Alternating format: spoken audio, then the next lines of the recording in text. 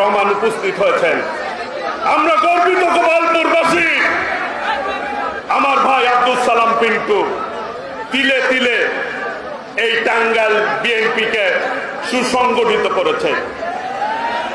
আপনারা সাক্ষী আছেন, এক সময় টাঙ্গাইলকে বলা হতো আওয়ামী লীগের ঘাঁটি। সেই আওয়ামী লীগের ঘাঁটি বর্তমানে বিএনপির ঘাঁটি হিসাবে পরিচিত হয়েছে।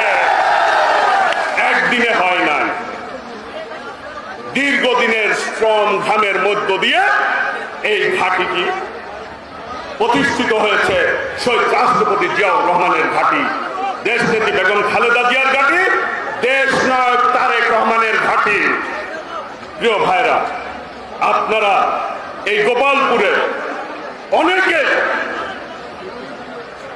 কষ্ট করেছেন, নির্যাতন ভোগ করেছেন। প্রিয় নেতা, আমি বলতে চাই, এই টাঙ্গাইলে এই ফ্যাসিস্ট খুনি হাসিনা ক্ষমতায় আসার পর 17 বছর সবচাইতে বেশি নির্যাতন ভোগ করছে গোপালপুরের জনগণ। গোপালপুরের জনগণ আওয়ামী লীগের কাছে মাথা নত করে নাই। শুনলে অবাক হবেন, সকালেই টেলিফোন আসতো, ভাই আমার গরু নিয়ে গেছে, আমার ক্ষেতের ধান তুলে নিয়ে গেছে, পুকুরের মাছ নিয়ে গেছে, আমার ভাইকে হত্যা করেছে, আমার ভাইয়ের পা কেটে ফেলেছে। গোপালপুরে বাজারে যখনই আসতো, এইখানে একটা ব্রিজ আছে থানার সামনে, ব্রিজে আওয়ামী লীগের অফিস ছিল, গুন্ডা পান্ডারা বসে থাকতো, বিএনপি দেখলেই মারধর করতো, আর টাকা পয়সা নিত না। 17 বছর নির্যাতন ভোগ করেছে গোপালপুরবাসী, কিন্তু একজন নেতাকেও দল থেকে বিচ্ছিন্ন করতে পারে নাই। আমি বলতে চাই, আজকে 17 বছর আন্দোলন সংগ্রাম হয়েছে। অনেকেই বলে এটা নেই, 15 দিনে আন্দোলন সফল হয়েছে। আমি বলতে চাই, বিএনপি লক্ষ লক্ষ নেতা কর্মী জেলে নির্যাতন ভোগ করেছে, অনেকের হাত নাই পাও নাই, পঙ্গু হয়েছে। আমাদের নেত্রী বিনা বিচারে জেল খেটেছে। আমাদের নেতা এখানে আজকে উপস্থিত, বাংলাদেশে থাকার কথা, আজকে নির্যাতনের কারণে, মামলার কারণে আজকে বিদেশে থেকে দলের নেতৃত্ব দিচ্ছে। কোন দল? যেই দল বাংলাদেশের স্বাধীনতা দিয়েছে, স্বাধীনতার ঘোষকের দল শহীদ রাষ্ট্রপতি জিয়াউর রহমানের দল।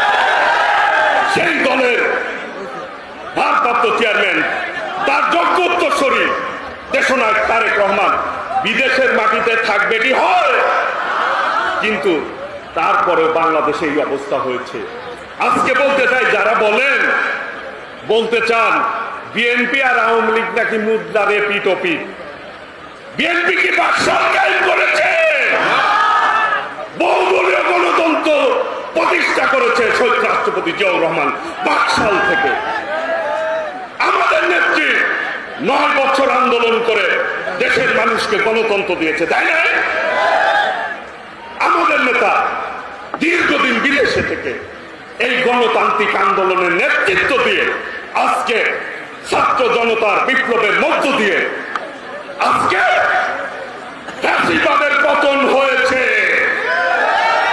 এই পতনের কৃতিত্ব বাংলাদেশের জনগণের, দেশপ্রেমিক জনগণের, আর নেতৃত্ব দিয়েছে দেশ নায়ক তারেক রহমান। নাকি ভাইরা, আজকে বলতে চাই, বাংলাদেশ আর বিএনপি এক সূত্রে গাঁথা। এই বাংলাদেশ থেকে বিএনপিকে আলাদা করা যাবে না। অনেকেই ষড়যন্ত্র করেছেন, বলতে চাই ষড়যন্ত্র করেছেন, লাভ হয় না। এরশাদ ষড়যন্ত্র করেছিল, লাভ হয় নাই। হাসিনা ষড়যন্ত্র করেছে, লাভ হয় নাই। এখনো যারা চিন্তা করেন লাভ হবে না, আপনারা বিচ্ছিন্ন হয়ে যাবেন। কারণ এই দেশের জনগণ এর ভালোবাসার প্রতীক শহীদ রাষ্ট্রপতি জিয়াউর রহমান, দেশ নেত্রী বেগম খালেদা জিয়া, দেশ নায়ক তারেক রহমান, বিএনপি। কাজেই বিএনপি কে মুদ্রার এপিঠ ওপিঠ বলা যাবে না। বিএনপি হচ্ছে বাংলাদেশের মানুষের হৃদয়ের দল, গণতান্ত্রিক দল। কাজেই গণতান্ত্রিক আন্দোলনের সংগ্রামে আমাদের নেতা নেতৃত্ব দিয়েছেন। প্রিয় ভাইরা, আমি বক্তৃতা শেষ করব। আমি শুধু একটি কথাই বলতে চাই, আপনারা অনেক কষ্ট করেছেন, অনেক নির্যাতন ভোগ করেছেন। আর কয়টা দিন, আর কয়টা দিন আপনারা ঐক্যবদ্ধ থাকেন। কেউ যারা ত্যাগ স্বীকার করেছেন, নির্যাতন বোধ করেছেন, এই 17 বছর যারা মাঠে ছিলেন, দয়া করে তারা ঐক্যবদ্ধ থাকবেন। নতুন যারা আসে তাদেরকে, তাদের কারণে আপনারা ঐক্য বিনষ্ট করবেন না, করবেন না, করবেন না। তাহলে কোন অপশক্তি, কোন ষড়যন্ত্রকারী বিএনপি কে ক্ষতি করতে পারবে না, পারবে না, পারবে না। আল্লাহর রহমতে দেশ নায়ক তারেক রহমানের নেতৃত্বে বাংলাদেশ জাতীয়তাবাদী দল ইতিমধ্যে দেশ নায়ক তারেক রহমান ঘোষণা দিয়েছেন, যা আন্দোলন করেছেন ঐক্যবদ্ধভাবে জাতীয় সরকার করবেন বিএনপি। আমি বলতে চাই, আগামী দিনের ভবিষ্যৎ প্রধানমন্ত্রী যার নেতৃত্বে বাংলাদেশ ঐক্যবদ্ধ হয়েছে, হয়েছে না ভাইরা? হয়েছে না? হাত তুলে দেখেন, হয়েছে না? হয়েছে।